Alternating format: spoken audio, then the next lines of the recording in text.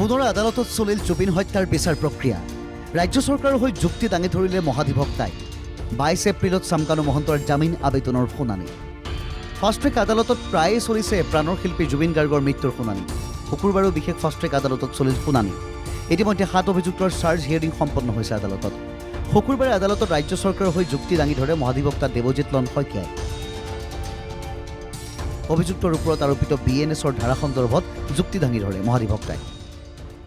Charge ফ্ৰেমিঙৰ ওপৰত hearing হৈ আছে। এইটো প্ৰায় আজি 15 দিনৰ পৰা চলি আছিলে। অসম চৰকাৰৰ ফালৰ পৰা যিখিনি ক'ব লগা আছিলে সেইখিনি মই আৰম্ভ কৰিছিলোঁ। এটা টেকনিকেল ইছ্যু এটা আছিলে, কোৰ্টত উঠিছিলে ৰিগাৰ্ডিং চেংচন গ্ৰাণ্টেড বাই চেণ্ট্ৰেল গভৰ্ণমেণ্টে যিটো আমাক ছিংগাপুৰত হোৱা ঘটনাৰ ওপৰত যিটো পাৰ্মিশ্যন দিছিলে সেইটোৰ ওপৰত দুটামান আৰ্গুমেণ্ট কৰিছিলে এজন এডভকেটে on behalf of accused person.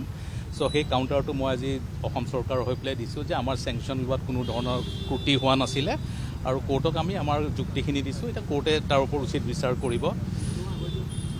আনহাতেদি আমাৰ বাকী অন্য যিবিলাক চাৰ্জেছ আছে, চাৰ্জেছৰ ওপৰত আমাৰ যিজন স্পেচিয়েল পাব্লিক প্ৰচিকিউটৰ আছে জিয়াউল কামাৰ ডাঙৰীয়া আৰু তেওঁৰ লগত যিসকল এডভকেট আছে তেওঁলোকে সেইখিনিৰ ওপৰত আজিৰ পৰা তেওঁলোকৰ আৰ্গুমেণ্ট বা যুক্তিখিনিও আগবঢ়াব।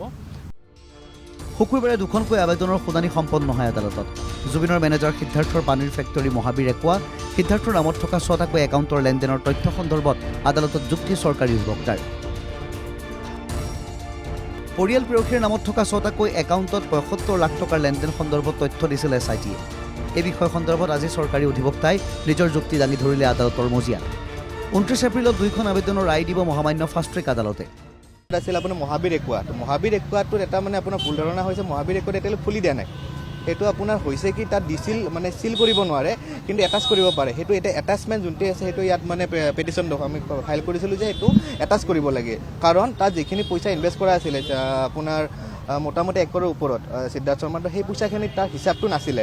তো তেখেত যাৰ লগত ইনভেষ্টমেণ্টটো কৰিছিলে চেতন ধীৰাচাৰ্য বুলি, তো সেই তেখেতৰ লগত যিখিনি পইচা আছে তাত সেই তেখেতসকল হিচাপটো দিব পৰা নাই। ছেকেণ্ড পেটিশ্যনখন আছিলে 40 মিছকেছ 40 বুলি 26, সেইখনৰ আপোনাৰ হিয়াৰিং সম্পন্ন হ'ল। তাত আমি আমাৰ ফালৰ পৰা ক'লোঁ যে 6টা একাউণ্ট আছিলে। সিদ্ধাৰ্থ শৰ্মাৰ একাউণ্ট, তাৰপিছত তেখেতৰ মাকৰ, তেখেতৰ ভাকৰ, এনেকৈ 6টা একাউণ্ট আছিলে। সেই 6টা একাউণ্টত মানে আপোনাৰ যিখিনি পইচা সোমাইছিল, জুবিন গাৰ্গৰ যিখিনি টকা, সেই টকাখিনি সিদ্ধাৰ্থে তাত মানে আপোনাৰ মিছ ৰিপ্ৰেজেণ্টেশ্যন কৰি তাত সোমাইছিল। তো সেইকেইটা একাউণ্টো আপোনাৰ চিজ কৰিব লাগে, চিজ নহয় এটাচ কৰিব লাগে। তো এটাচ কৰি আপোনাৰ সেই পইচাখিনি যাতে ৰাখি দিব পাৰে, যাতে পিছত সেইটো যিখিনি যদি পাৰোঁ সেইখিনি ওলাই মানে যাতে ভিক্টিমৰ ফেমিলি সেইটো দিব পৰা যায়।